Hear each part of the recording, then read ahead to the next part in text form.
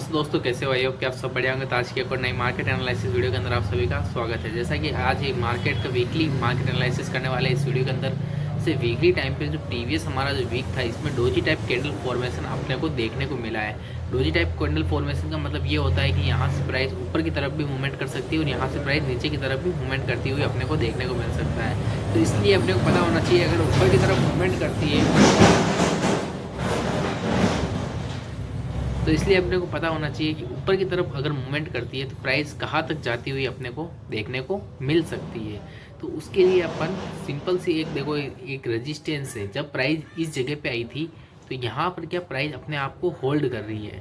तो ये जो रेंज है, this is very important resistance, जिसको हम बोलेंगे 23,600 एक इम्पोर्टेंट रेजिस्टेंस है हमारे लिए। क्या है? इम्पोर्टेंट रेजिस्टेंस है। तो इस चीज़ का आप अवश्य ध्यान रखें।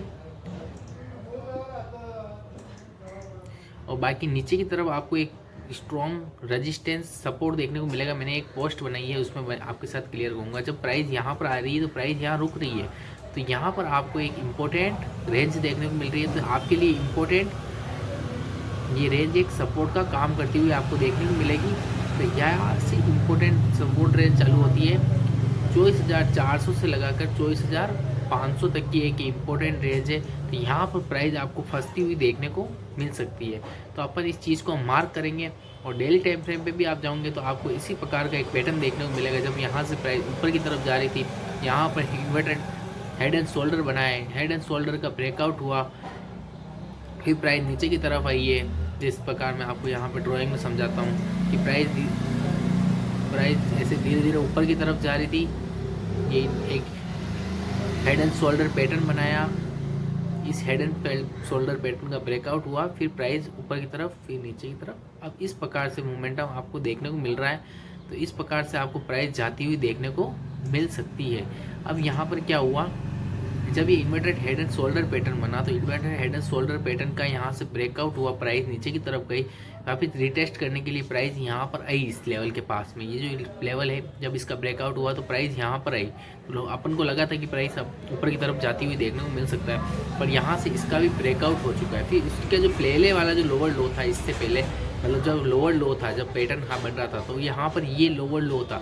अब इस लोअर लो का भी एक फॉर्मेशन हो चुका है, लोअर लो भी टूट चुका है, ऊपर की तरफ रिजेक्शन भी हो चुका है, और उसके बाद एक रेड टाइप की कैंडल भी आपको फॉर्मेशन देखने को मिली है। यहाँ पर कलर इंपॉर्टेंट नहीं होता है, पैटर्न इंपॉर्टेंट होता है। कहाँ पर ओपन हुई है, कहाँ पर लोगों की पोजीशन होती है, वो इंपॉर्टेंट मैटर करती है।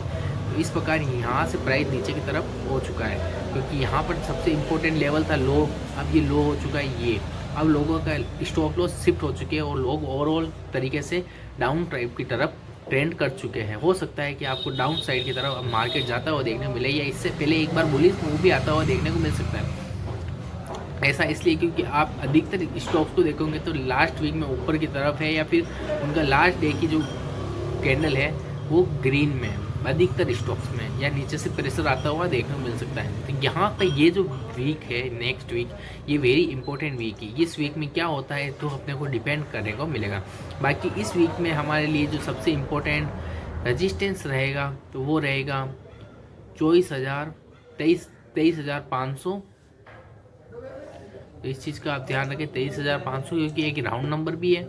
इसके आजू बाजू की 100 तक की रेंज भी एक अपने आप में एक सपोर्ट एंड रेजिस्टेंस का काम करती है, और नीचे की तरफ निकलता है तो हमारे पास एक 22,800 है इसे, और बाकी 22,500 हमारे लिए एक काम करता हुआ देखने को मिलेगा।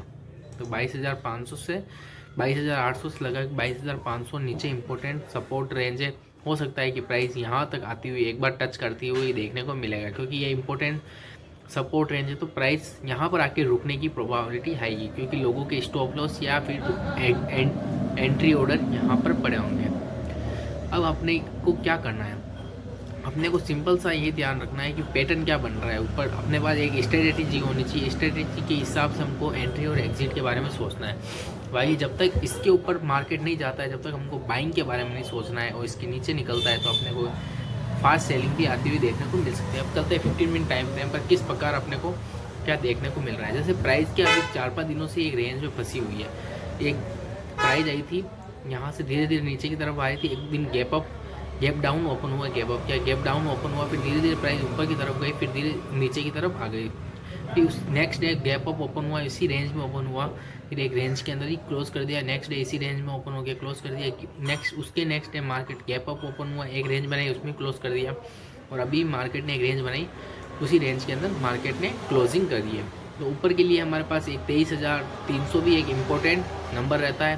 23,300 को अपन इधर से मार्क कर लेते हैं भैया कि 23,300 भी हमारे लिए एक इम्पोर्टेंट राउंड नंबर है, तो इस चीज़ का ध्यान रखें।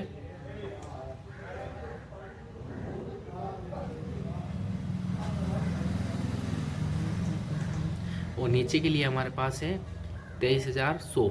अगर इस लेवल को निकालता है 23,100 या 23,150, तो यहाँ से आपको एग्जिट ऑर्डर दिखेंगे और जो भी बायर है वो अपनी पोजीशन से कट करेंगे और सेलर एक्टिवली ट्रेड करेंगे। तो यहाँ से वापस आपको शार्प सेलिंग आती हुई देखने को मिल सकती है, क्योंकि अभी यहाँ पर बायर और सेलर दोनों लड़ा रहे हैं, मतलब दोनों अपने पोजीशन के अंदर काम कर रहे हैं। जिधर से भी ज़्यादा पावर लगा है उस साइड मार्केट जाता हुआ अपने को देखने को मिल सकता है। बाकी this video is only for educational purpose, do not for buying and cell recommendation. Video अच्छी लगी लाइक कीजिए, चैनल पर सब्सक्राइब कीजिए। अगर आपके पास डीमैट अकाउंट नहीं, डिस्क्रिप्शन कमेंट बॉक्स में लिंक दे रखी है, तो जाके आप अपना फ्री में डीमैट अकाउंट ओपन करा सकते हो। बाकी थैंक्स फॉर वॉचिंग।